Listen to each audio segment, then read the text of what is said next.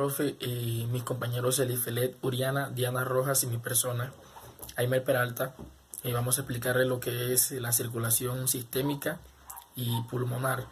Entonces tenemos, como ya sabemos, tenemos dos circulaciones. La sistémica, que es esa que hace referencia a la parte izquierda del corazón, es decir, esta recibe esa sangre que viene desde los pulmones equipada con oxígeno. Y tenemos la circulación, el circuito pulmonar, que hace referencia a la parte derecha del corazón, que es aquella donde llega esa sangre que ya llegó a la parte izquierda, pero en la parte derecha ya entra desoxigenada. Por otro lado tenemos que ese intercambio, o sea, la acción del intercambio de nutrientes y oxígeno que se da a través de las paredes finas de los capilares. Eh, Hay dos partes importantes en el corazón, los cuales son las aurículas y los ventrículos. Tenemos que las aurículas reciben la sangre y la transportan o la bajan hacia los ventrículos. Entonces tenemos que la aurícula derecha recibe esa sangre proveniente de la vena cava inferior. Esa sangre tiene una característica que viene poco oxigenada y viene procedente del tórax, del abdomen y de las extremidades inferiores. Ya vimos que la vena cava inferior recibe esa sangre proveniente, la recibe y la transporta, proveniente de las extremidades inferiores, pero por otro lado, por el contrario, la vena cava superior tenemos que recibe y transporta esa sangre proveniente de las extremidades superiores y de la cabeza. Por consiguiente, pues tenemos que la unión de esa vena cava inferior y la vena cava superior ya nombradas, lo que hacen es que toman esa sangre poco oxigenada y la llevan a la aurícula derecha. Pero ¿qué pasa con esta sangre que se almacena o que se lleva a la aurícula derecha? Ella tiene que bajar, pero para bajar lo hace a través de, o lo hace con la ayuda de la válvula tricúspide, la cual permite que la sangre baje de aurícula derecha al ventrículo derecho, con el fin de que esa sangre que se llega al ventrículo derecho sea transportado hacia los pulmones, que es donde se va a utilizar. Entonces, ¿con la ayuda de quién? Es llevado a los pulmones a través de las arterias pulmonares, las cuales se encuentran separadas por las válvulas pulmonares.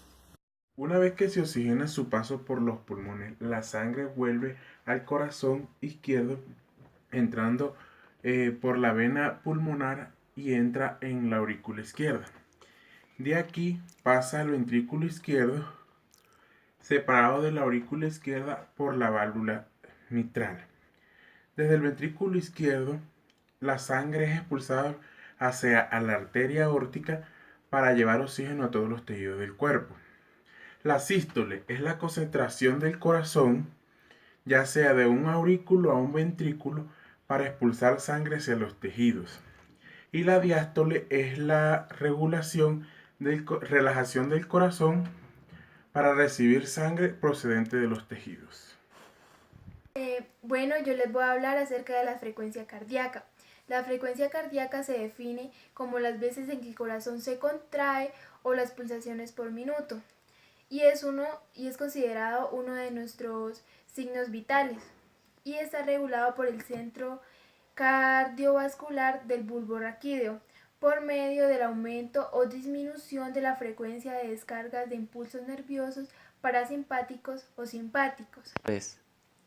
Ciertas sustancias químicas también influyen en la fisiología del miocardio y de la frecuencia cardíaca. Medir la frecuencia cardíaca es muy fácil, pues lo podemos hacer directamente en nuestra muñeca, poniendo los dedos, haciendo una pequeña o una suave presión hasta hallar el pulso, y de ahí contamos el número de latidos en el lapso de un minuto.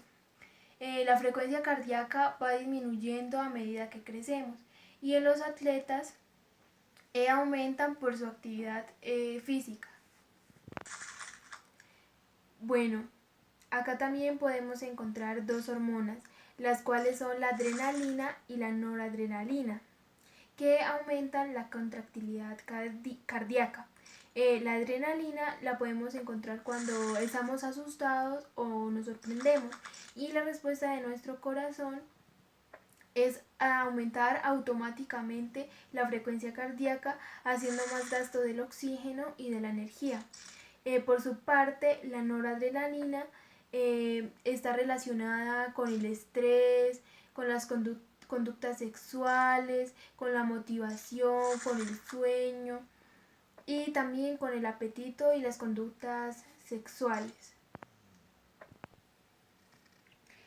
La diferencia de concentración de cationes son cruciales en la generación de potenciales de acción de nervios y de fibras musculares, en particular el sodio, el potasio y el calcio. Por su parte, el aumento de las concentraciones en sangre de potasio y de sodio disminuye la frecuencia cardíaca y la contractilidad. Y por otra parte, el aumento de calcio en la sangre aumenta la frecuencia cardíaca y la contractilidad.